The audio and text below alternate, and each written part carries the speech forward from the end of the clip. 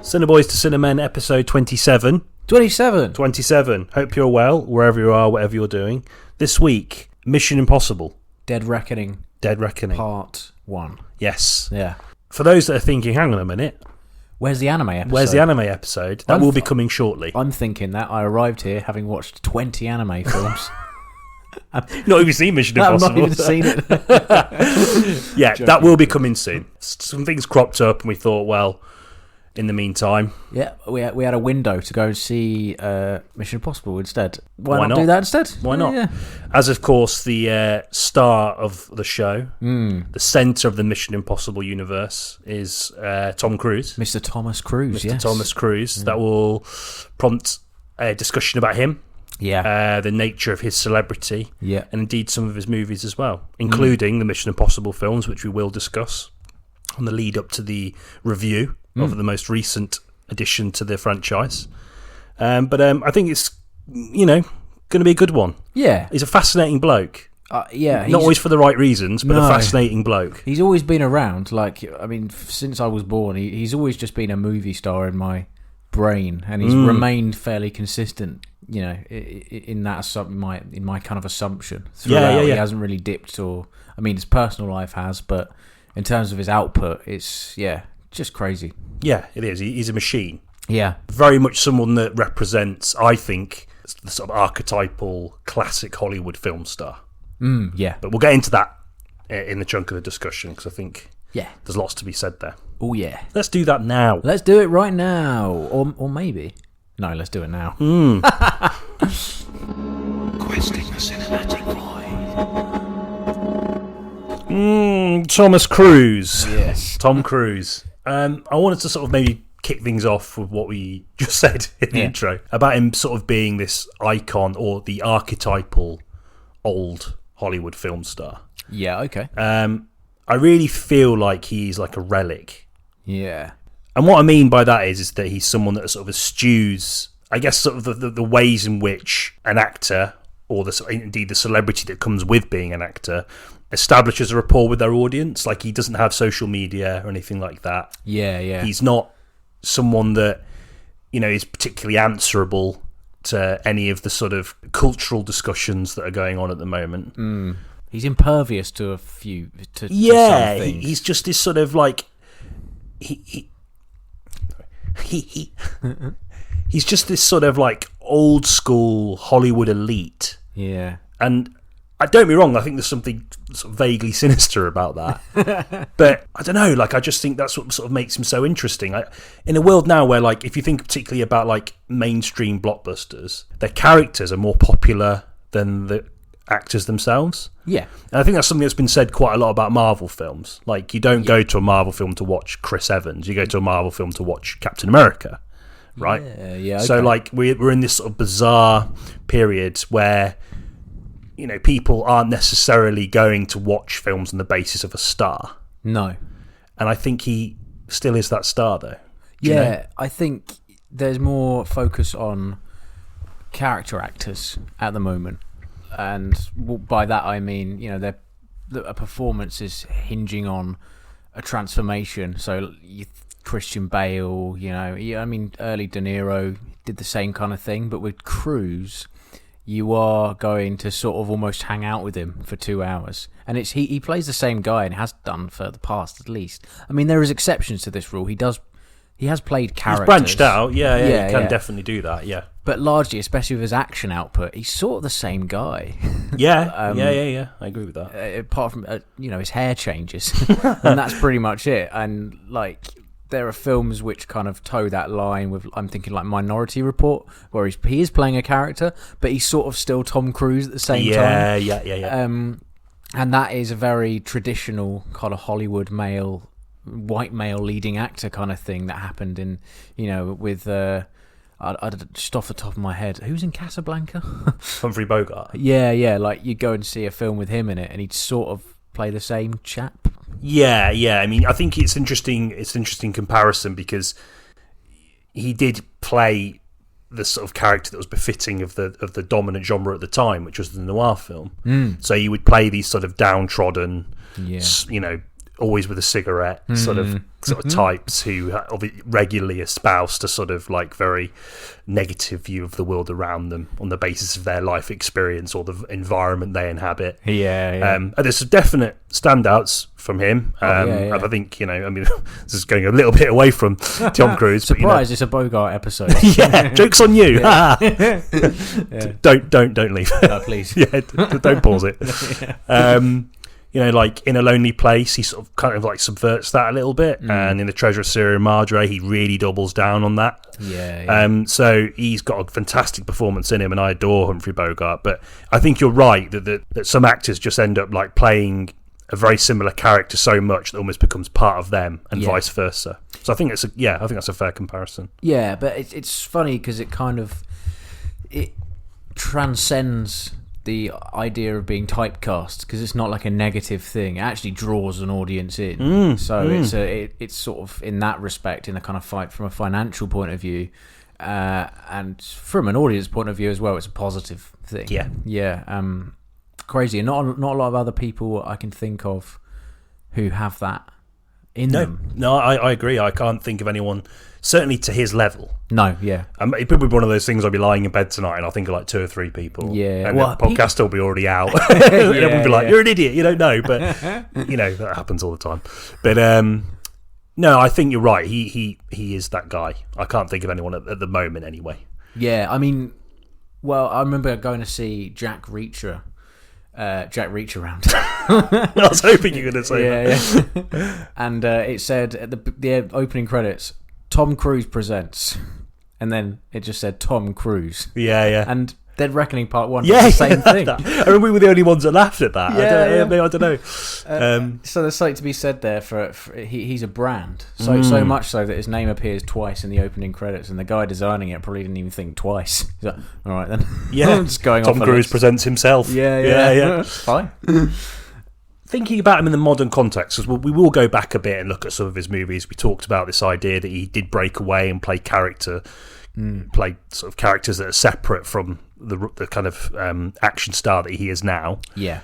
But thinking about him in the modern context, if you think about his last few films over the last few years, Top Gun, Maverick, the last couple of Mission Impossibles, there's this real sense amongst the sort of film watching community, and I think this is something we share as well, that he has sort of become representative of this drive to remind people of old school cinema. The thrilling element, which is born not just out of a commitment to avoiding as much of the sort of modern special effects as possible, but also just relying on those sort of tried and tested storytelling techniques and honing them so goddamn well that as an audience member who is pretty sort of weather beaten really by this, when we watch so many films, it does, particularly in the blockbuster realm, it becomes harder and harder to suspend your disbelief in certain ways. Of course you have to when you're watching a fucking Marvel film. Why wouldn't you? But what I mean by that is that he these things that he does in his movies, it's stuff you've seen thousands of times before, but it's so well honed, so well crafted, and marries so well with that sort of commitment to that old school, balls to the wall entertainment, that it just works. Yeah. And we were saying this when we came out of Dead Reckoning yesterday. I mean, obviously we'll save it for later on, and again, actually, it's thinking about that. I had that just after watching Top Gun Maverick, which I watched for the first time today. Another example of exactly. This guy, just like these films aren't. I mean, technically they're incredibly special, but narratively they're nothing special, and yet it pulls on the heartstrings and makes you care about him and his plight. I don't know. It's a real art in itself. I think so. I think it's almost like going to the same. If you go to a restaurant like 3 times a year and you're like, I know what I like, I'm going to order that again. Yeah, it's him doing that, I suppose. But obviously he doesn't cook for you. It's him serving up the same dish again, but you love it.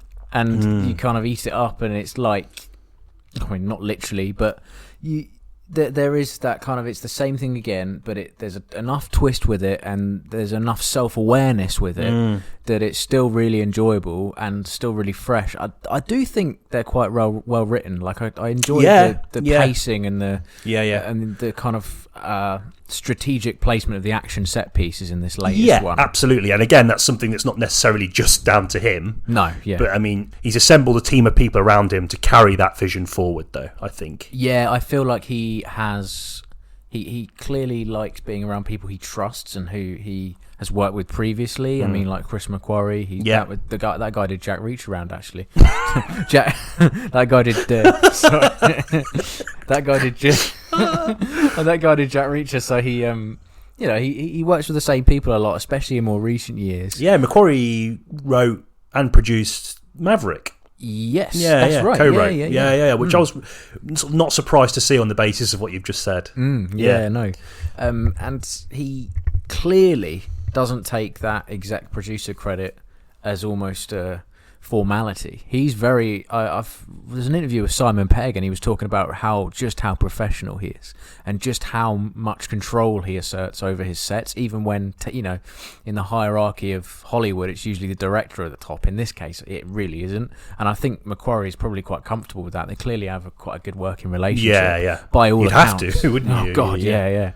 And there's something to be said that the last 3 or 4 Mission Impossible films have been directed by him, whereas the first 4 had different directors each time. Where he really does use that. He's definitely, I think he's actually a producer, not just an exec producer. And yeah, I think you're right. It's his thing, it's his brand for sure, absolutely. Although, like you say, there's clearly other people involved.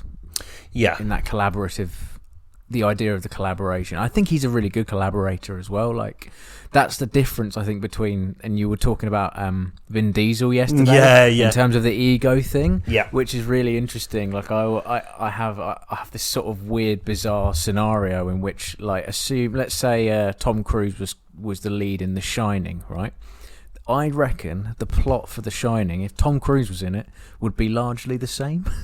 Okay. But if Vin Diesel was the lead, I think he'd write the book successfully. Kick the alcohol habit and like all the ghosts be defeated. The ghosts like him. Yeah. Sort of like some bizarre sort of like Christmas Carol sort of thing. Parallel universe. But that is the difference between the two, although obviously both of them clearly do suffer with ego. I mean, let's bring this. Let's just discuss. Let's sort of compare and contrast Vin Diesel and Tom Cruise. Yeah. The reason I sort of mentioned that as something we should talk about is because I was thinking throughout the whole movie. I think we're jumping ahead a little bit, but we'll do it anyway. I was thinking about what we were saying all the way back when we were talking about John Wick, and we had a discussion about Eastern action cinema and how there's like a real gutsiness to the way Eastern action cinema operates and the way all of its stars, even someone as fucking stratospheric as Jackie Chan, knows that to generate quality action cinema with genuine stakes and jeopardy, you've got to put yourself through the wars and you have to leave your ego at the door.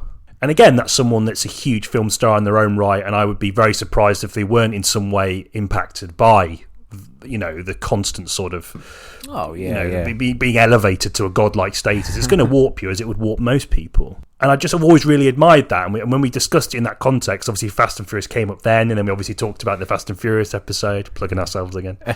But and how it is so different, and how it actually not only impacts the quality of the movie, but the engagement with the movie.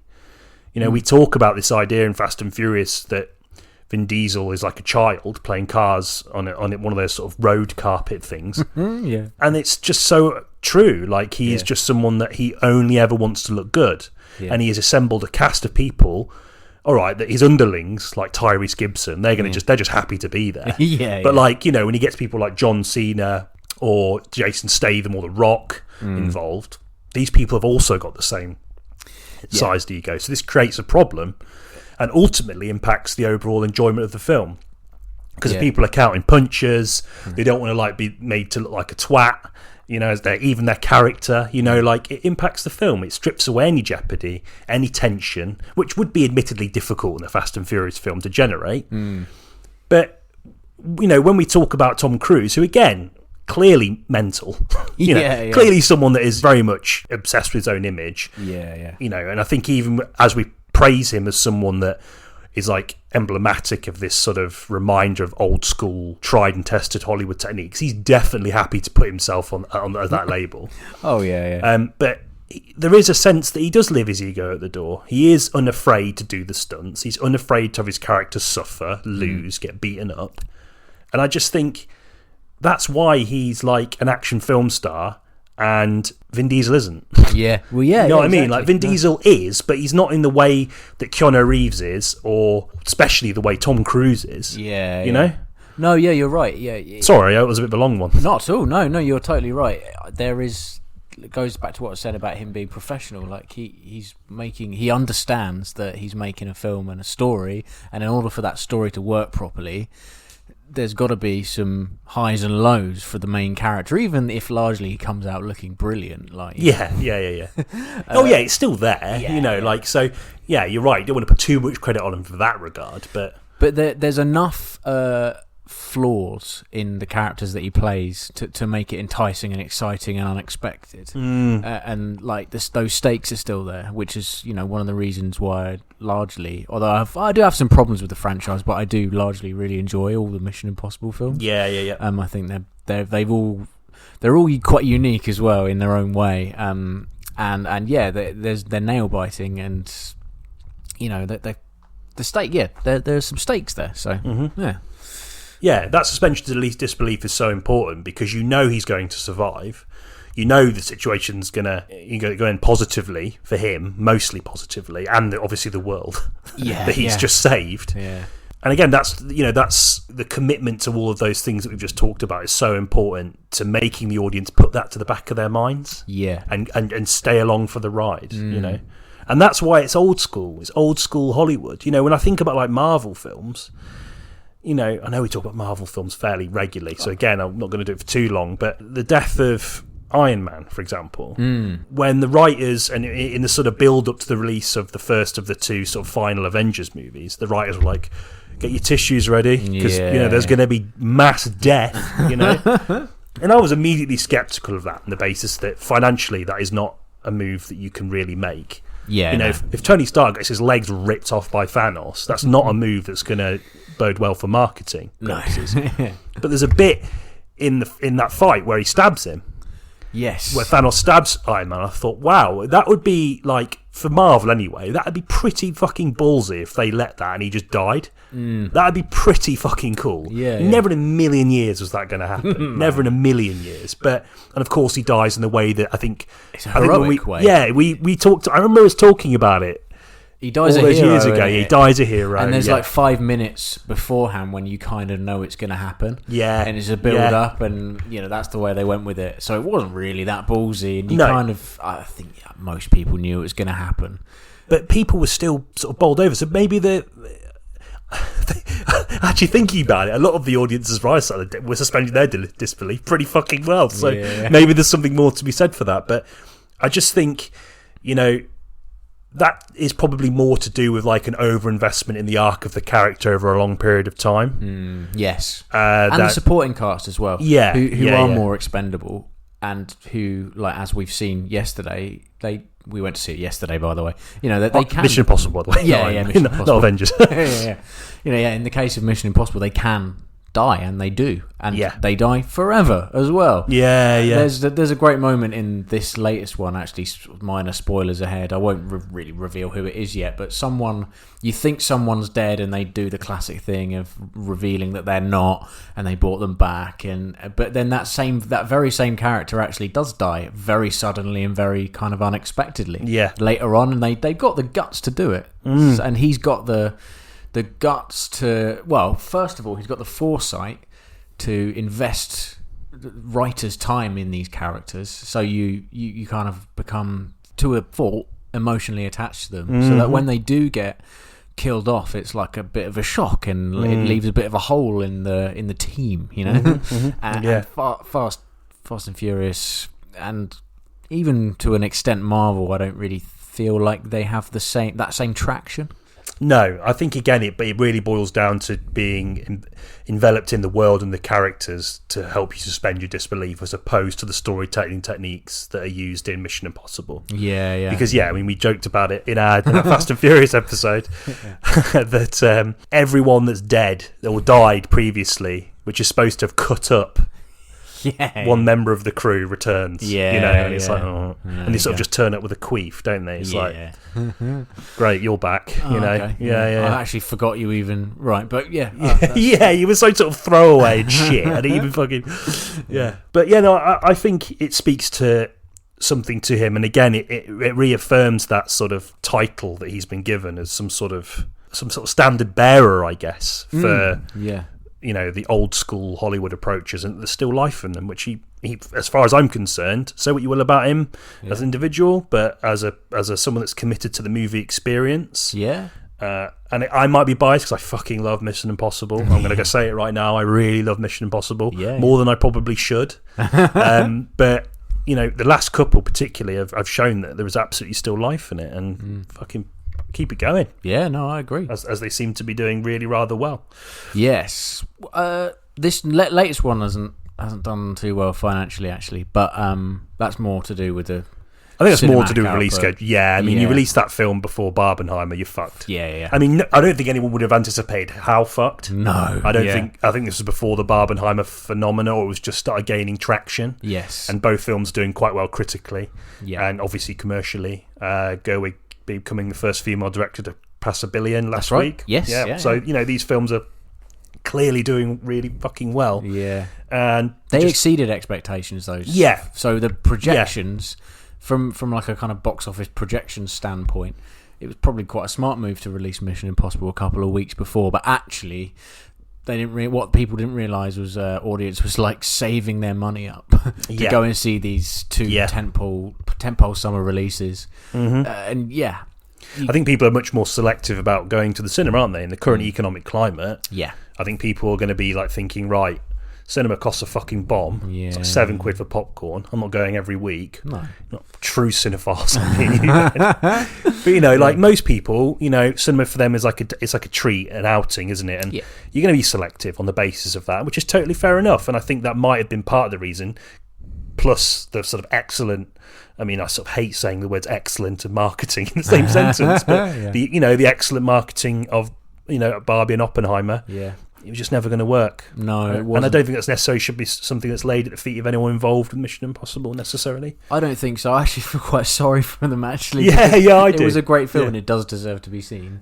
And there's... I also think that it came out a little bit too soon after Maverick. Although I know Maverick was a couple of years ago now, but... There's only so many Tom Cruise vehicles. You need a couple of years. I think think a year or two, at least. Actually, no, 2 years. I think is a good. Yeah. And I think you're right. Not considered that.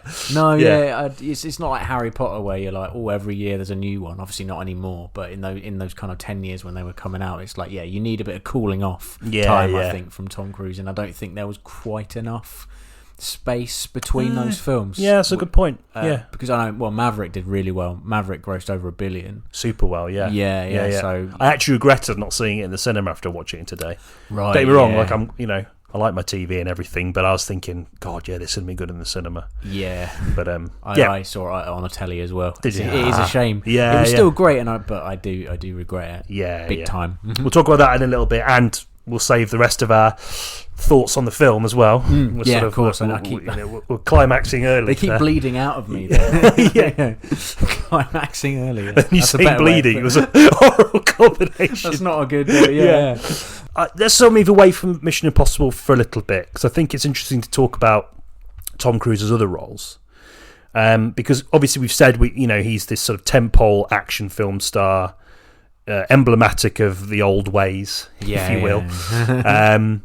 But there was a time where he would work with established filmmakers who perhaps would exert far more control over the character he plays than he would accept now. And I just wondered if you had because I've got a couple in mind, but I just wondered if you had any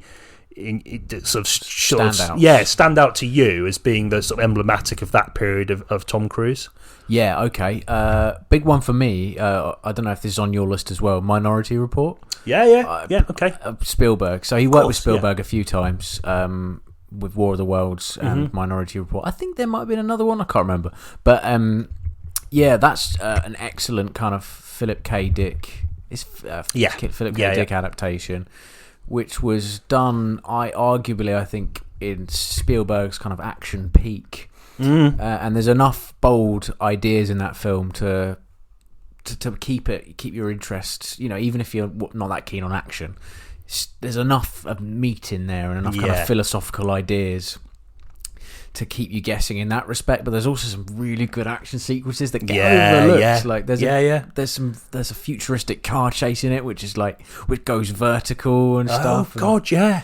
And the vision of the future was like not neon drenched for it to be derivative. It had its own thing going on. A lot of the technology has since come true as well. Not precogs or anything like that, but like facial recognition and all that kind of stuff. It's sort of like it's not far away enough to be inconceivable. I love that. I love how people. I always think that. I mean, this is again sorry to sort of hijack, but no. I just think about like that sort of lo-fi, hi-fi aesthetic thing. Yes. I'm not, it's sort of prevalent in Minority Report, but I think of films like Alien, like how people sort of think technology is going to be, but it's still rooted in their technology at that time. You know, and I think Minority Report also has that a little bit as well. Oh yeah, definitely. Like it's got, it doesn't kind of go full Jupiter ascending. You know what I mean? yeah. God, that's a shit film. Oh yeah, really good soundtrack, really good performance by Colin Farrell as well. Oh yeah.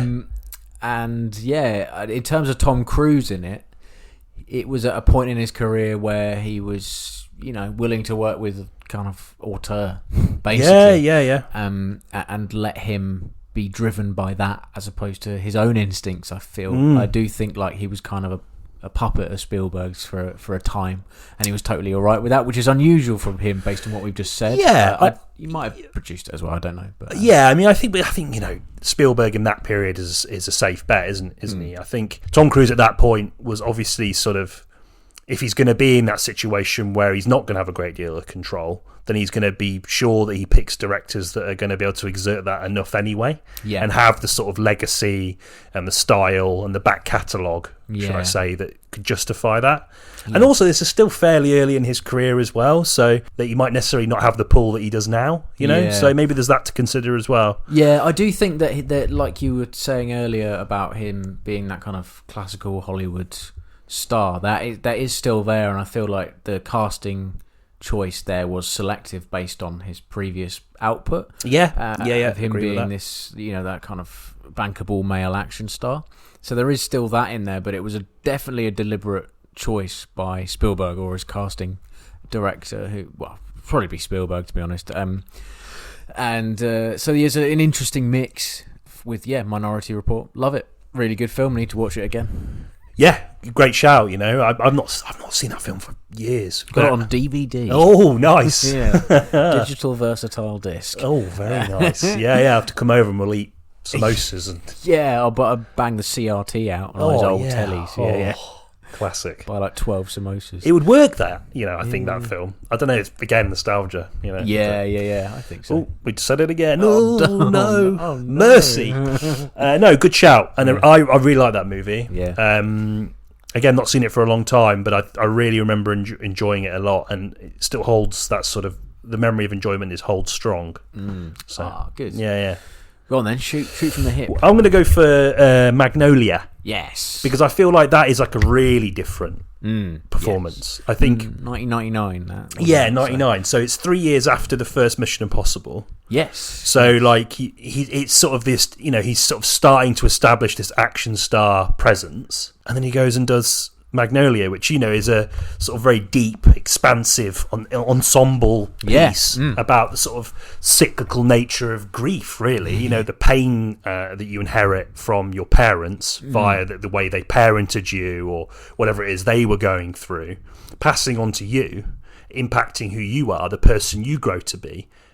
and then subsequently passing on more pain to others. And I just think what he does so well in that film is that he plays such a reprehensible shit for such a large portion of the movie. But as the film sort of returns to him, you get a sense of the sort of... It's a facade, isn't it? Yeah, like it's just like crumbling. It's like almost like a defense mechanism that's falling apart. Yeah, he doesn't want to open himself to the world. It's a classic way in which people who are besieged by sort of some internal trauma deal with the world around them. They sort of encase themselves in this hardened shell, and in this instance, he's sort of playing this quite this misogynistic hero, isn't he, for loads of men? He's like a motivational speaker. Yeah, but has very challenged blokes. Yeah. So it's interesting that he is obviously completely broken, yet is seen as some sort of hero for other men who are probably dealing with their own kinds of trauma. It's quite interesting. Yeah, I mean, if you were being prejudiced and blunt, the kind of men that perhaps nowadays might be known as incel. Yeah, like a kind of incel, or at least incel vibes. Yeah. And he's sort of, but I guess back in 2000 that wasn't as much of a thing. No, but it's that same behaviour that he's actively promoting. I think it's genius casting because he's got that charisma in him naturally. Oh god, yeah. Just even if he doesn't speak, he can just look at you, and you that charisma really oozes from him, and that sort of charming smile. And yet also he's proven in the past before then that he can play more sort of sensitive characters. I'm thinking more like Risky Business, the relationship with his dad in that film. Yeah. So genius casting, and it's brilliant that he agreed to do it. And it all comes to a head with the scene with his dad and his dad's deathbed. It's it is just one of the standout moments in the movie. Oh, mate, with the Wise Up song, the Amy Mann song. Yeah. I don't know why that works. Yeah, no, it does. Yeah, but I just think you're absolutely right. Genius casting, and what a way to sort of subvert audience expectations on you as an actor. But via the roles that you choose to play. I think that's just a real left turn and a real beneficial left turn. You know what I mean?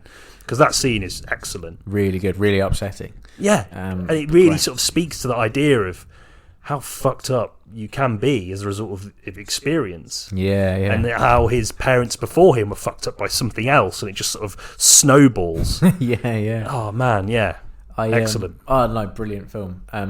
Yeah, PTA as well. We're both huge PTA fanboys here, so. Oh yeah. I'm sure we peppered him in previous episodes. Oh god, at some point. We always try to shoehorn him in somehow.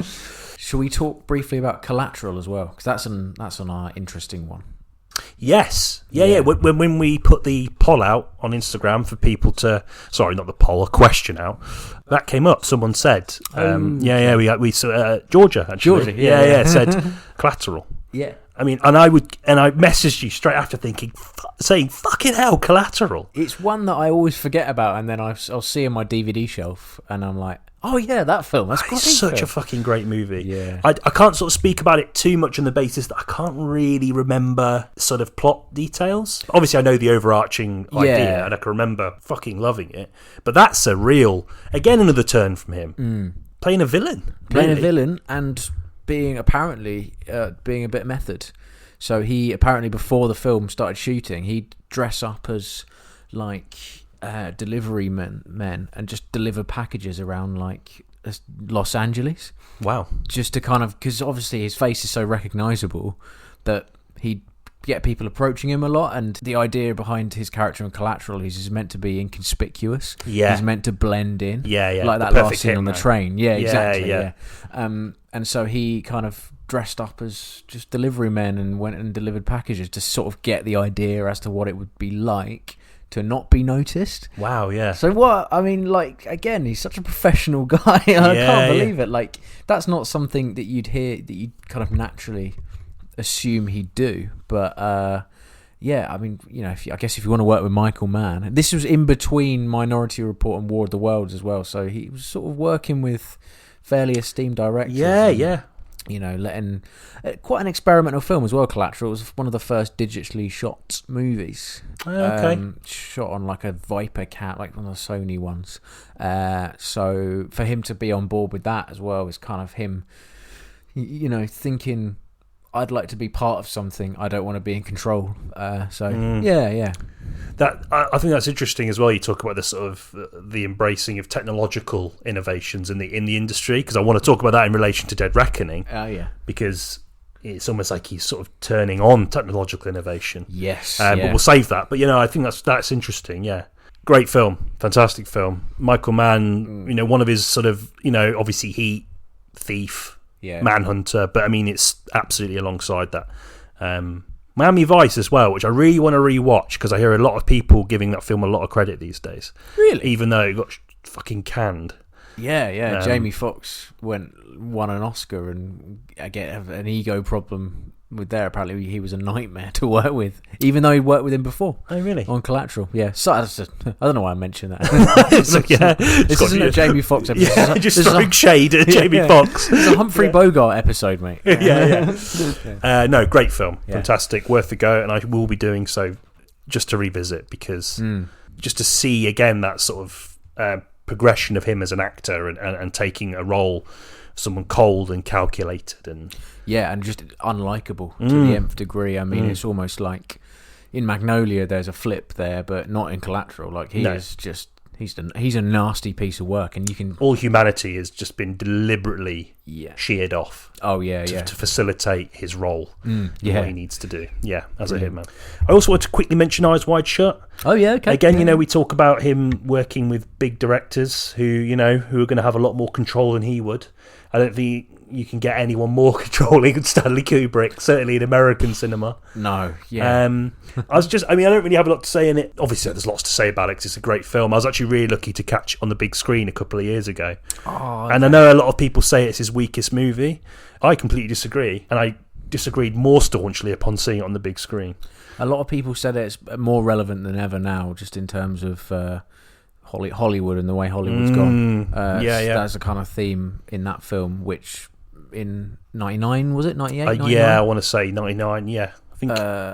It wasn't as that kind of stuff wasn't as around as much, or at least not talked about as much. So I've not seen Eyes Wide Shut in a really long time. I think at the time as well, it was overshadowed a little bit by his personal life and his relationship with Nicole Kidman, which was kind of on the verge of breaking apart, and he was in the tabloids a lot.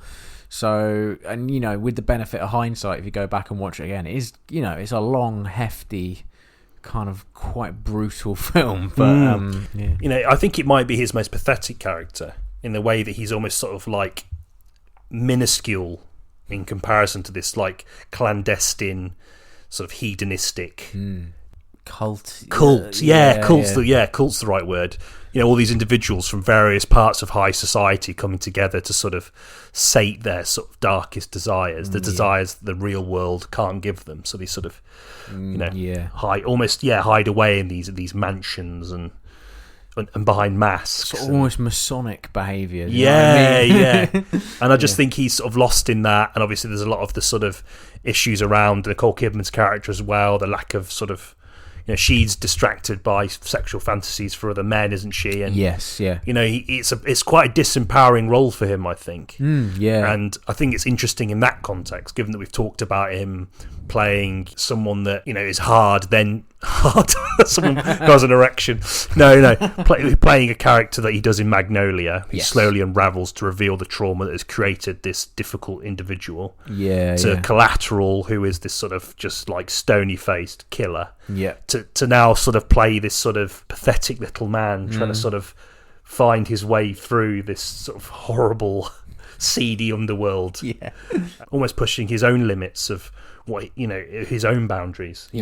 Along the way. Another, I think, a great film, and a really a film that needs a lot more love, I think. Definitely, in terms of Kubrick, because when you mention Kubrick, you mention like the aforementioned Shining, obviously Full Metal Jacket. Eyes Wide Shut is sort of pushed aside a little bit, undeservedly so. Agreed. Yeah. Let's bring this back round to Mission Impossible. Like, I know there are loads of other Tom Cruise films that we could talk about, and we could talk about them at greater length, but we don't want to be here for like 3 hours. So let's sort of bring you back round to Mission Impossible then. As you said previously, it's a film franchise that started off under the sort of stewardship of different directors each film. Yeah. Famously with Brian De Palma being the director of the first Mission Impossible, and he brings that sort of like dark, violent edge to the film, doesn't it? To the film, which you would expect from De Palma, really. Yeah. And then you've got John Woo for Mission Impossible 2. Yeah, a lot more sort of action-centric. I still think it's an odd choice. Yeah, I don't know, man. Like, I think John Woo doesn't get as much credit as he deserves this side of the pond. No, okay. Yeah. I mean, I say this side of the pond as if I live in America, but you know what I mean in context. Yeah. You know, obviously, he's a filmmaker that started out Hong Kong action films, one of the greats, you know, one of the absolute beasts of action cinema. You know, that balletic form of gunishment is done no better by anyone else than John Woo.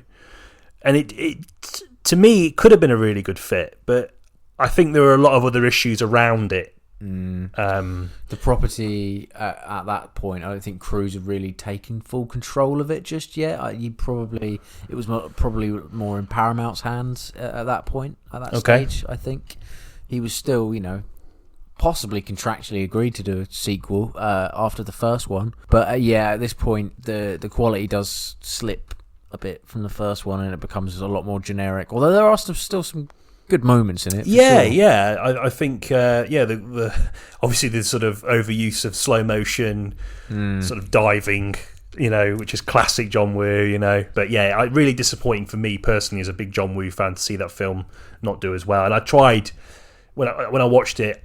I think a couple of years ago, like I was like trying to be like, come on, it's John Woo, you love John Woo, but even I was like, no, there's a limit. Yeah, some good moments in it for sure, like the motorbike chase scenes, the motorbike bit, the bit of the rock climbing is great. Oh, the start, yeah. That's an iconic, probably one of the most iconic openings. Yes. In Mission Impossible. Oh yeah, definitely. Yeah. In terms of the stunt work, I actually think it's up there with the rest. Yeah. But as a movie, as a whole, and the way it's written and the way it's constructed, it just wanes for me. Yeah, it does have that sort of like throwaway 90s action film vibe. Yes. That's through it. And you're right. Yeah. The third one, I love the third one. Yeah, I think like the third one. The way it opens, I remember it really vividly. I went to see it with a mate, and we were with mate Arlo. He was at my wedding. Maybe he's listening now. He's actually meant to be on honeymoon, so hopefully he's listening. I don't know what else he's going to be doing. Yeah. He's going to be pissed off that I forgot him. Sorry, mate. Yeah. We went to see X-Men 3, and we got free tickets for what turned out to be the wrong film, and we couldn't go and see X-Men 3, and we're really annoyed, so let's go watch Mission Impossible 3, whatever. So glad I did. Like that opening with Philip Seymour Hoffman, Ethan Hunt at that moment in time is like lowest of the low. He's got properly beaten up, like he's sat down at a chair, it's sweaty, it's green, it's horrible, like there's really lurid colour palette. He gets effectively he's being tortured, and that speaks to Tom Cruise's willingness to let his characters lose. And there's a cool sort of cyclical narrative device where it comes back later and it reveals why Seymour Hoffman has him there. Yeah, just a really great action film, really solid piece of one of J.J. Abrams' best movies, I think. Yeah, no, I agree. Yeah, it's sort of taking that franchise into the sort of grittier territory as well. Completely, yeah. You know, like camera work sort of speaks for that as well. It's sort of like it's sort of Casino Royale moment for it. Do you know what I mean? That's sort of like I actually much prefer Mission Impossible to James Bond. But, okay. You know, I mean, you know, like the idea that obviously it's going to have the sort of silliness still, but it's going to be, I guess, grafted onto a much more serious tone that treats the world of espionage as it probably is. Yeah, a little bit more. Anyway. A little bit more. Yeah. Post Batman Begins, probably. So it was the year after Batman Begins. Oh shit! Yeah. And the same year as Casino Royale. So there you go. Oh fucking hell! Yeah. Oh god, you're so good with your film dates. I hope that's right. But keeping it in. Yeah. No, I think that's great. There's a really Hoffman's still been the best villain, right? Yeah. I was thinking Sean Harris might come close because Sean Harris is a great actor, but I don't think in terms of like a screen presence and a character that he gets to play, it really holds a candle to Hoffman. No, I mean both of them are equally menacing, I think, but Sean Harris's face is very menacing. Yeah. But there's something very sort of sharp, like a predatory bird. Yeah. But the way Hoffman delivers that performance, I think, does slightly outshine Sean Harris. Both great performances, though, as you say. And a really great sequence in Rome as well. One of the best uses of the mask, I think. There's a bit where they go to the Vatican. Yeah. And it stays there for a long time. There's something to be said about that. Like, they kind of commit to a set piece for about half an hour. Yeah. And that's really good. There's a great moment as well. I'll stop banging on about 3 in a second. But really, again, it just speaks to what you were saying earlier about the grittiness. There's a bit where someone has a small bomb in their eye. Oh, shit, yeah. It goes all gammy and explodes, and it's like, oh, Jesus Christ. It really sort of throws you out of that comfort bubble that Mission Impossible 2 probably gave you. Yeah. And it ups those stakes, doesn't it? Like giving it that sort of, I'm not going to say realism in the way that but you know what I mean. Yeah. By anchoring it in that, it gives that sense of stakes and the jeopardy. It heightens them, because you're like, fucking hell, someone's just their brain blown up with a small bomb. Yeah. And it's funny because I was watching some of the just to sort of refamiliarise myself with the franchise, because I didn't have the time to watch like all 6 Mission Impossible films, but. I remember that bit came up. I was like, "Fucking hell!" I don't remember it being that brutal. Yeah. Which testament to the those involved for getting that over the line. 4, Ghost Protocol. That's Brad Bird. Brad Bird, yeah, really fun and really brings the tone back to more of a sort of light. Yeah, it is lighter, isn't it? Much more fun and much more kind of sparkly, but. Doesn't do it in a way that detracts from what 3 did. I think you kind of needed that, and there was a bit of levity. Yeah. I think Cruise had some disagreements with Paramount in between 3 and 4, so there was a long gap between those films. Yeah. So Ghost Protocol has my personal, and I think your favourite. We'll rank these in a bit. Sort of stunt work in it, in terms of like. The marketable stunt. The Burj Khalifa scene, really great. It's fantastic. The most caperish of all of them, I think. Yeah. It might have been my favourite, but I think you're right, with it being the most... Yeah, I agree. Goes back to... There's some outlandish gadgets in it. Reignites the sort of Russian-American Cold War trauma as well. Yeah. We talk about that in the Oppenheimer episode, don't we, about that? The way in which the sort of nuclear warhead is sort of... endures as a sort of as a plot device to generate tension and anxiety. That's like the 5th time we've self-referenced ourselves. We need to leave the house more. Mission Impossible 5. That's Rogue Nation? Yeah, where they become the CIA. The IMF, the Impossible Mission Force, is no more. Yeah. I don't like it. I really don't like Rogue Nation at all. Actually, I thought it was really generic and boring. Oh, really? Yeah. I can't, as a film. I think it's one of my least favourites. Actually, it's the one I sort of remember the least. Well, yeah, exactly. I think that sort of speaks for itself. Apart from Sean Harris. He's in Rogue Nation. Okay, he was the best thing about it, because I do remember him. Yeah. I don't know why I thought he was in another one. This is a Sean Harris podcast now. Yeah, Sean Harrathon. Very nice. Oh, God. I watched it in our dear friend Gordon's bedroom. Oh, he stuck it on. Oh, yeah. And I just didn't do it for me. I really thought it was a whimper, bit of a dud, which is odd because Macquarie proved himself since then, for me anyway. Oh yeah, and that obviously means we have to talk about 6, which is head and shoulders my favourite. Fallout. Yeah, yes. I mean, it's just, I thought this after I watched it, and I thought it again after, because sometimes you can get so swept up by the sort of experience of a movie, and you talk about it and you ladle loads of praise. I was actually thinking that in the context of Oppenheimer, actually. Oh, okay. My opinion, I still really liked the movie a lot. But I'm starting, the negativity sort of creeping in a little bit about it. Okay. Whereas, and I sort of have that quite a lot with a lot of blockbuster movies, well, certainly more modern ones anyway. But I rewatched Fallout, and I was still like, this is honestly one of the best Western action films I've seen in such a goddamn long time. Yeah, it is fantastic. The scope, the stakes, the way in which it is sort of, it's so in deep into the franchise, all the reoccurring characters, and the way that they sort of turn tail and the twists, like it's fucking silly, but it's so believable in the realms of that world, you know. Yeah. And everything feels like properly measured and earned, and it services the build up to these fucking amazing moments in the film. I think that Fallout does tension the best. Oh, Just so pitch perfect the way it kind of goes from one thing to another, and each time the stakes rise and rise and rise, and it culminates in this just phenomenal helicopter sequence, which lasts like 20 minutes. It was all in IMAX as well. It was like, so good. Yeah, and really crisp as well, like the way they did that. Halo jump as well. Oh, awesome. great! Yeah, that's on the list of stunts to rank. The fight in the toilets with Henry Cavill. And the bit where he reloads his arms. Yeah. That's so good. And he flips them through the window, and it's like it's so great good. Adversary, just Henry Cavill as an adversary to Cruise in that moment. It's just so great. It's kind of stamina versus muscle. Yeah. It's a real classic way of pitching. And there's the third performer who's obviously a very accomplished martial artist in his own right. I completely forgot his name, but he's amazing in that sequence as well. I just fucking love that movie. I mean, I just think in this era where action cinema is having a bit of a renaissance, and we're talking about the fusion of a dedicated performer and cinematography, camera work, lighting, blah blah blah. I don't know why Fallout isn't talked about more. I think when it got released, I remember there was so many things on the posters of it saying it's the best action film ever made. For a year, people thought it was the best action film ever made. And you can really see why, and it does resonate as well. I don't know why.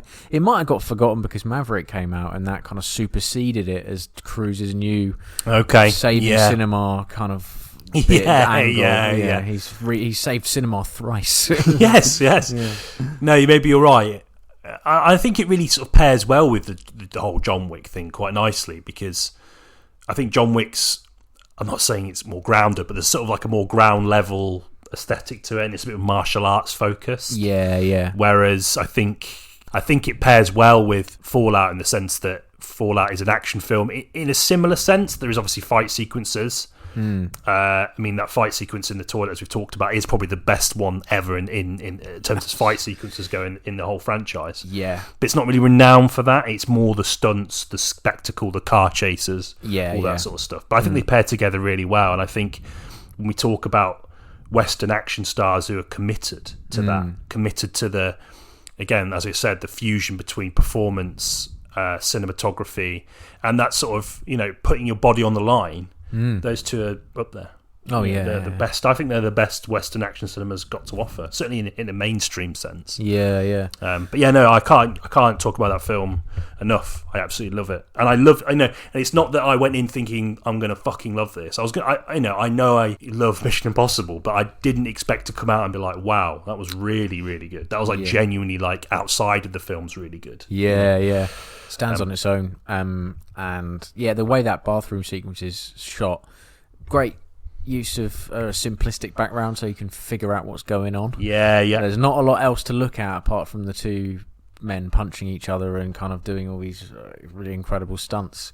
All of these films are shot really well, actually, and this one's interesting. This new one, Dead Reckoning, it was digitally shot, actually, which is unusual for Cruise, unusual for a Mission Impossible film. I think all the previous ones kept to that prestige of celluloid.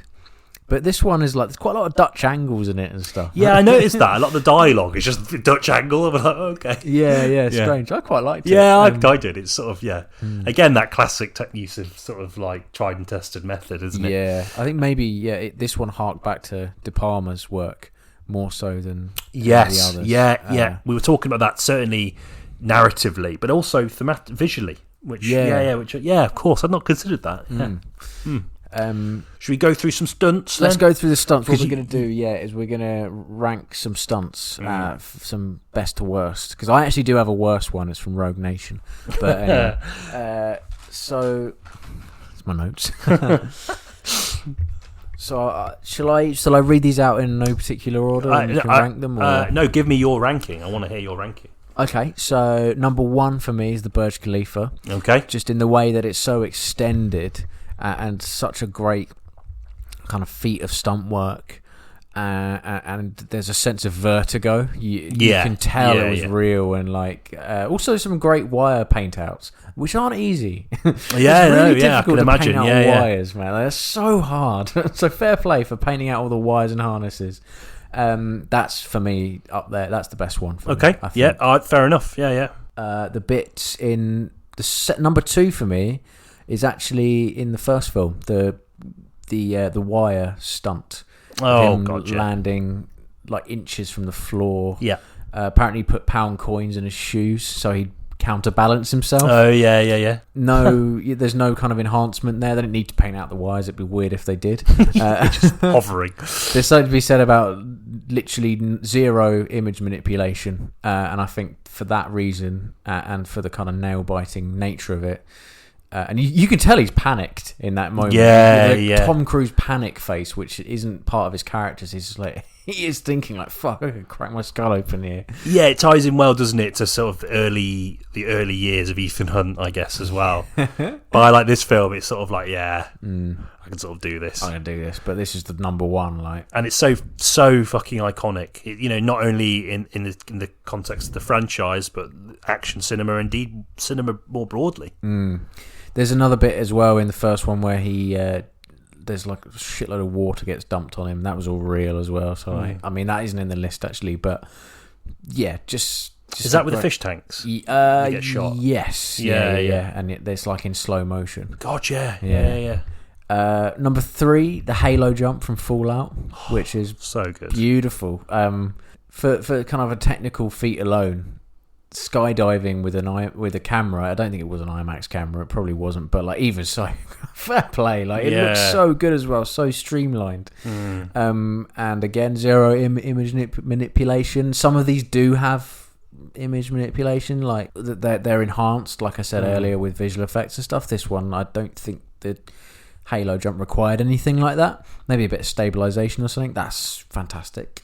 Number 4, knife close to his eyes in Mission Impossible 2. It's so good. They like that although not a great movie, the fact that they put a knife on a bit of string so it wouldn't reach his eye, it wouldn't stab him in the eyes, and that was all they did. And like I think it was like a kind of piece of elastic which stretched so far before kind of pinging back. So yeah, that's number 4.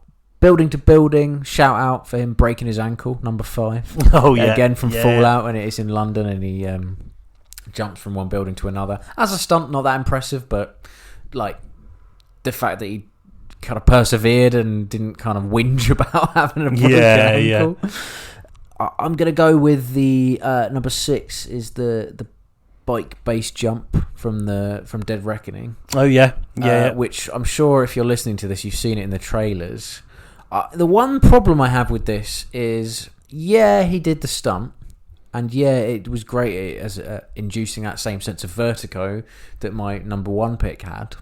The ramp they used was a ramp, and they replaced the ramp with a computer-generated background. I remember you saying this yesterday. I just think that actually would have been equally as impressive if you had done a stunt with computer generated imagery, like, because we've got to a point now where we can. I don't think we would have been able to tell the difference if you used a real mountain edge, like that kind of knife, like a kind of mountain ridge with an overhang, and just done a helicopter shot and put him. I think it would be more impressive to do that than to replace all of the background. I don't know. It didn't sit well with me, that one. Although the stunt is impressive, and of course, in the film is like grand. Does sort of, again, there's that sort of vertigo feeling that you have in the cinema, which isn't easy. And then number 7. Sorry, it's almost over. This is the final one. The plane from Rogue Nation. That was one of the first times where it was a really big point in advertising, when you could see on all the promotional materials that he'd been doing these stunts himself. And like, I looked at it and I remember thinking, okay, there's one camera and it's fixed to this plane. Again, you could have done that in a studio and it would have looked fine. It would have looked like, because the planes have really defined edges, so you could have put a blue screen behind that and put on some wires. Big fan. Done it that way, I think would have been. That's not Tom Cruise's way, Ben. No, I know, but it just, the way that it looked, the result of it impress me. Although the stunt itself is impressive, but the result for me from Rogue Nation was not impressive. Oh, wow, okay. Fair play. No. Yeah, sorry, that was went off on one there a little bit. No, it's fine. It's a good list. The only one I think you're missing, and I know why, because obviously, you don't want to have too many from one film, but obviously the helicopter, dangling from the helicopter in Fallout. Yes, I did miss that one. But I mean, there's so many, there's always going to be ones that you miss out. Yeah. Actually, your comment there about he could just have blue screened that ties well into what I want to say in relation to the film. Okay. Well, the Dead Reckoning. Yeah. Just the film. The movie. Yeah, the movie. Because, we've sort of said, he sort of prides himself as being this old school Hollywood figure. I think we beat that drum enough. Mm-hmm. But I think in the context of this film, narratively, I think this might be his most overt middle finger to the sort of new technologies that are being either overused now or on the horizon for the medium's future, indeed our entire future as a society and as a species, right? Yeah. So it's part of the SAG-AFTRA strikes, right? Part of the reason why people are striking is because of. And I think this is where you're leading. Yeah. To interrupt you. No, go for it. Roll with it. Yeah. It's the AI and the use of AI in actors get a lot of residuals from voiceover and voiceover work, and also can keep a lot of actors going. Oh, completely. Yeah, because you get paid quite handsomely for doing ADR, but AI can now do it for them. And so kind of circling back to the plot device in this film, which is a kind of rogue AI, there is definitely a comment I think he's making about how there should be sort of legislation around the use of this technology. Yeah, absolutely. Yeah, it's interesting because if we think about it in the context of the technology that's on offer now, namely CGI, so what you're saying earlier in relation to that scene of him hanging on the plane, that could have been done with special effects. Yeah, I think it would have been quite convincing. Yeah. But in the context of this discussion about a comment on technology, it's not his style. Oh, no, it's not. And I think it, especially given what the message of this film is about, being rightly, anxious and being worried about what would happen if you welcome this technology with open arms and allow it to sink into every facet of the creative process before you have time to take stock of what's happened. Okay, yeah. And again, Tom Cruise understands. My mate Tom Cruise understands.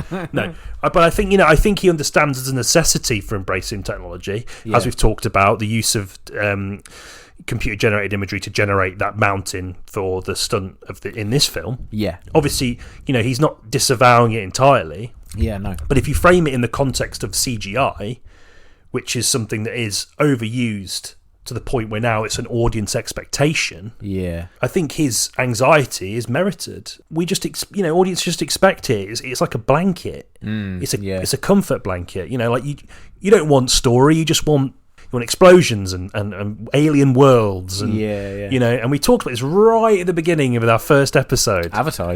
Like that there's so much sort of potential that's just being pissed up the wall, and it is just that it's like a blanket to sort of just be a source of comfort for people. Oh, good CGI. I can let my eyes just sort of drink in all of this sort of like fake, all this fake. It always looked grey. Fake grey imagery. Yeah. Or it can also be used to sort of like resurrect the dead. We've talked about this before. That's another kind of sort of moral issue. To sort of placate nostalgia. So I think when you frame the sort of concerns around AI around the use of CGI now, I think it's absolutely merited, and I think it's something that we should be concerned about. Yeah, and I think the way that they threaded it into the narrative, okay, it's not particularly subtle by any stretch of the imagination. No. But I don't think it needs to be. No, it doesn't need to be. And it's interesting that given obviously the SAG-AFTRA strikes and all that sort of stuff, it felt all the more sort of, sort of, what's the word? It was well utilised. Yeah. I do agree with that, actually. I maintain that stunt could have been done, but also there is definitely a comment being made by Cruise and probably Macquarie as well, and the writer. Wish I knew who the writer was. And it's Just sat at home going, oh. yeah. What? No, but there's something to be said also about the way these films are marketed. And I mentioned earlier about how it's so central to the marketing, particularly with the last three. There are making of clips released before the film itself about crews doing these stunts. So it's a signifier to the audience what you see was real. It wasn't created after the fact. Like we pre-planned this. This is a really impressive thing that's happened. This is why you love the cinema. It's kind of reminding people. Hey, remember a time where, you know, thinking back to even Buster Keaton and stuff, and this sort of stunt work in his films. Yeah. This used to be the only way to do it, and we're going to do it for you as well. Come and see it. Like that is a genius marketing strategy. Yeah. Baffling that they release making of stuff before the film itself. Yeah. And that you have Simon Pegg going like every single film, you know. Yeah. It is strange. I just think it's worth pointing out, particularly as we're on the sort of precipice of something that, you know, is going to really, if we don't, you know, I don't really know a huge amount, but I just feel like if we don't sort of police this in the proper manner, people's jobs are going to be displaced. It will, you know, and I'm steadfastly against it being used in any creative capacity, actually. Yeah, I think an exception might be like you could use AI in animated films, like low budget animated films. Okay. For example, I think there's, you know, if you don't have the budget and you don't have the budget to pay people, but you still want to create something, that's fine. Use it and use it for that. But if you're a studio and you have the funds to do it, spend that extra money and keep economies going. You know what I mean? Yeah, and it's also like, you know, the sort of, you know, it's a theme in this film. You know, the sort of the entity. Yeah, right? the entity. Yeah, like Cruz and his gang are second guessing a cold, calculated machine who has considered absolutely every possible outcome of every part of its plan. Yeah. But it can't account necessarily for sort of human endeavour. Yes. Which is, I think, again, another sort of very on-the-nose comment about the use of AI in a creative medium, in the sense that, you know, getting an AI to write a script about something, it's always going to have that label of not really understanding the human experience that audiences are going to connect to. Yeah. So...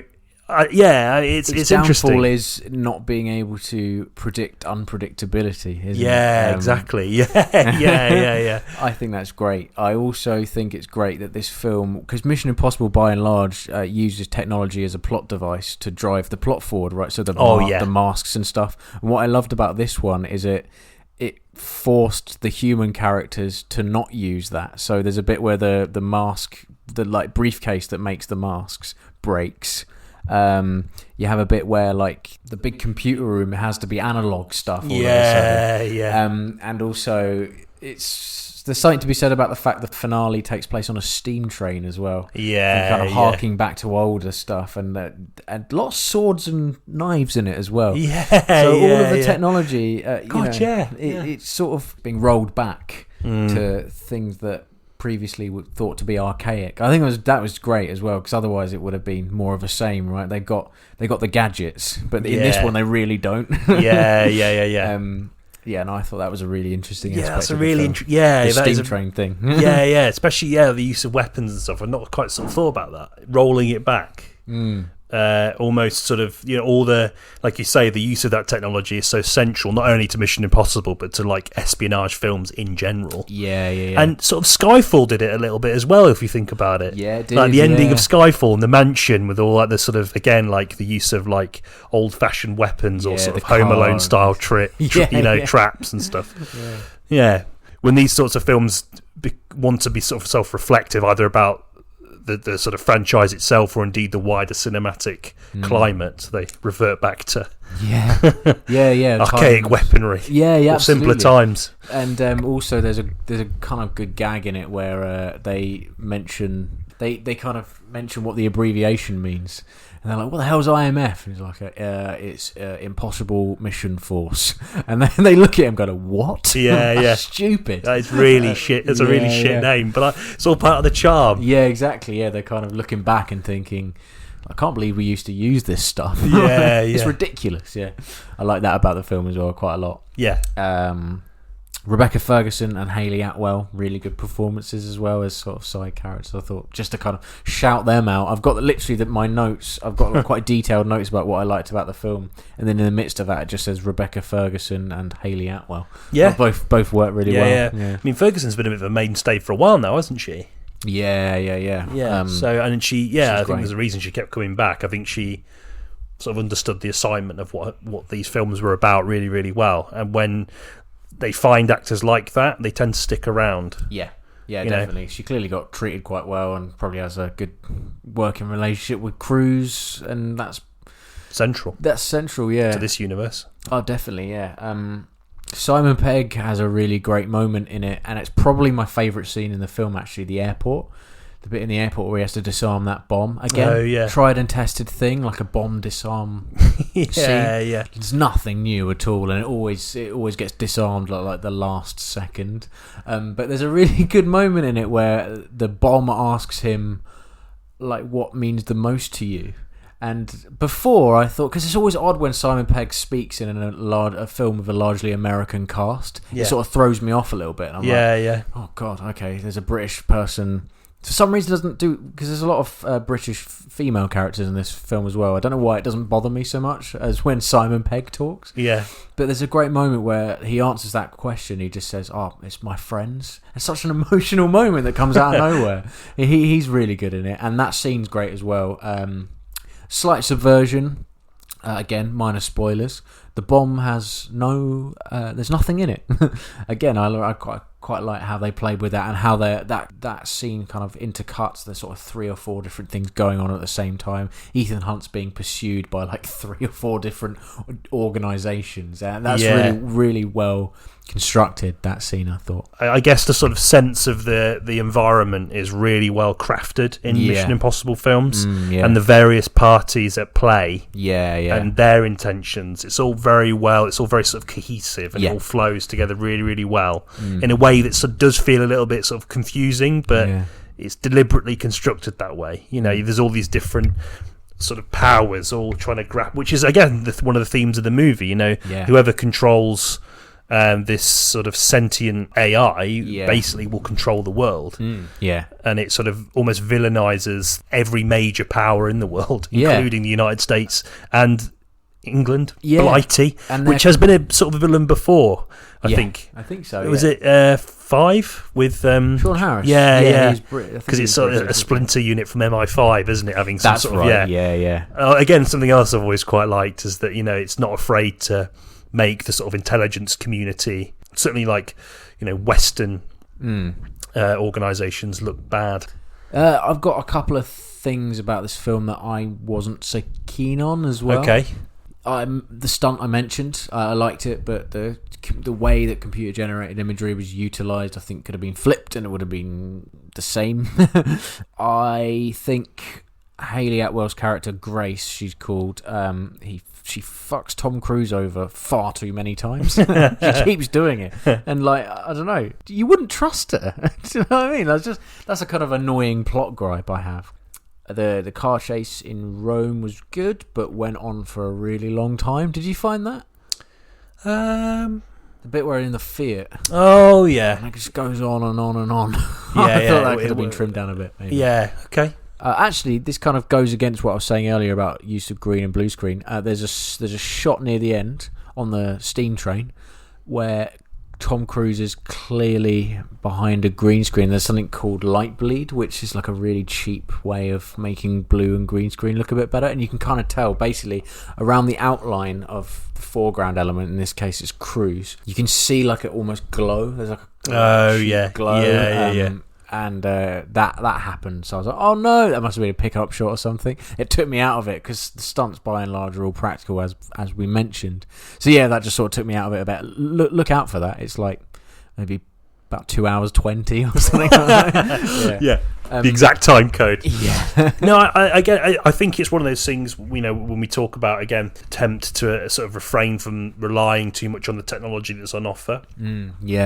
I think I think there is an understanding that sometimes it just has to be used. It must have been a pickup. I think it was a pickup. just because none of the other shots had it. Yeah. And they must have had either technical problem, some runner accidentally deleted a hard drive, or I don't know. Yeah. You've got a trained eye for this sort of thing. That's completely fair enough, man. I think my biggest problem with the movie was that the biggest problem it had, was that it just came out after Fallout, and I think that's going to be really tough, because Fallout feels quite separate from the franchise in the sense that it's this sort of incredibly expansive action, masterwork. As far it's sort of climbing out of the sort of confines of the franchise. Not that there is many confines anyway, but it sort of feels like it stands on its own. I think we spoke about this before about the artistry of action cinema. Like, it's something that's not really said a lot. Yeah. But over the last few years, we've really started to to talk about the artistic approaches in action films and how they're just as worthy as any other genre. And I think that film really stands out as a central part of that argument. Yeah. And I think this film lacked that.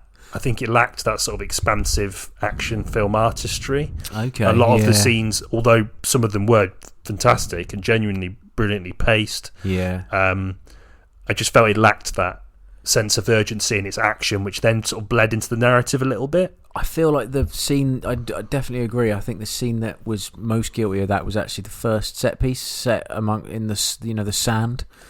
I didn't. Yeah, that was like kind of throwaway. I thought it's a bit airy and a bit like, we're right in here, and I know that's sort of part of the parcel of the Mission Impossible. Mission Impossible, Impossible. Films. Like, obviously there's going to be the opening stunt to set the stall out of the film early doors. So that's fine. Again, I just thought, it just didn't feel quite as sort of well connected and as earned as a lot of the stunts in the prior film were. Yeah, the villain. I mean, obviously the AI Gabriel, thing on the thematic level works really well, but Gabriel doesn't really hold a candle to Cavill, I don't think. No, definitely not. No, there was some sort of weird Christian. Like, you got Grace, you got Gabriel. You got the key, which is like a crucifix. I don't really know where that came from. There must be a reason for it. I was going to say, it must be down to Cruise's sort of theological interest, but that wouldn't really count, as obviously it's not really to do with Scientology. I don't know a lot about Scientology. I don't know how well it links to the Bible and traditional Christian views. No idea. If it does, then there's a lot of that in this film. No aliens yet. He's refraining from that. Yeah. I liked the key thing. Simple. Yeah, simple, easy to understand, and yet it doesn't feel like it's cheap either. No. The fact that they were constantly losing it and finding it again, and losing it and finding it again, and that was just kind of a staple of decent action when done well, and it is in this case. I guess then I'm sort of on the basis of that, I'm going to end sort of with a question. We haven't really talked about a lot of the staple things that happen in Mission Impossible, apart from the stunts. Obviously, the stunts are the biggest draw, I guess. Yeah. But, there's things like the mask reveals, the double crosses, all that sort of stuff. Was it about those sort of tropes of the franchise to you that has made them sort of endure so well? Because, this is the 7 films, 8th film on the way. Yeah. Undoubtedly, those things are going to be about. They're going to come into the narrative at some point. Yeah. In fact, they're going to be expected. Yeah. What is it about them and their deployment that stops people from getting tired of it? I don't know. Yeah, I mean, I think initially it was a different director thing, different hairstyles each movie.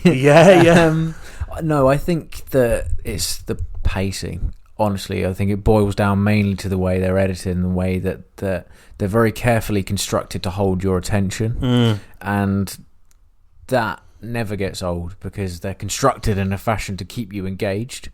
It's grounded enough in reality, just about. Like, it's a step ahead of technology, is like the way technology is used now.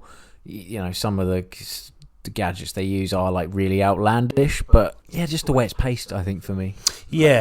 I think again it just goes back to the sort of earnest nature of the way that these sort of narrative devices are employed. in relation to that old school sort of action film experience, and that suspension of disbelief. Maybe the sort of expectation of those things helps you suspend your disbelief more. I don't know, but it's strange how I sort of love it. I see the Mask of me, I'm like, oh yeah, like as if I've not seen it before. There's like 4 or 5 per film, but for some reason I'm sort of like treat each one like I've never seen it before. It's a really easy visual effect. All it is a rubber mask, and there's always a wipe, like a kind of. It always wipes. Benji wipes the frame, and it transitions to the actual actor. So whether it be Philip Seymour Hoffman or like whoever their mask is, basically. It's really easy, and they do it in a way which is so satisfying and so gleeful. Like every time you watch it, you're just like, oh, here we go. It's comfort. I think it's just nice sometimes to envelop yourself in something and not concern yourself with the sort of outside noise. I think it's nice, and that's maybe why it works so well, because they're so good at encouraging you to do that. Yeah. And I think in another way, just as a kind of sort of final aside, the way it keeps your attention through 7 films and 20 years now, I guess, just under 20 years, is what we were saying before about the fact that Ethan Hunt doesn't seem indestructible. He's flawed as a human being. He is able to get injured, as we saw at the end of Fallout. So again, the stakes are still there. And I mean, it's interesting you talk about that, the humanity of Ethan Hunt. There's that scene in Rogue. What's this one called again? Dead Reckoning. That's it. Yeah. Dead Reckoning. The thing about these films is, as much as I love them, they all bleed into one fucking big movie for me. But there's a scene in Dead Reckoning where it's after, spoiler, Gabriel kills Rebecca Ferguson's character, and obviously this fills Ethan Hunt with blind rage. And Ving Rhames. Yes, again, another franchise staple, as is his hat collection. Basically says to him, the AI wants you to kill Gabriel, because if Gabriel dies, so does the location of the AI. So you need to make sure that you keep your emotions in check. And the only thing that ultimately saves Gabriel from being stabbed is the presence of that CIA guy. It's just chasing him haphazardly throughout the entire movie. So it speaks to, again, this idea about the character not being this sort of like clear-cut individual whose morality is easily definable. Obviously he does care for his friends, and he wants to do a job, and he wants to save the world, but he is if he loses someone close to him, that is going to derail him, and there's going to be this singular-minded focus which could even sort of end up costing him victory. I mean, it never will happen, obviously, but again, suspension of disbelief. Exactly. Imagine if it did. It just kills him. It just ends. Dead Reckoning. I reckon he's dead. I reckon he's dead. That's all I have to say about Dead Reckoning. You've exhausted your notes. I have. Yeah. Yeah. Well, outro. Questing the cinematic void. There we have it then. Basically almost an hour and a half of us whacking off over Tom Cruise.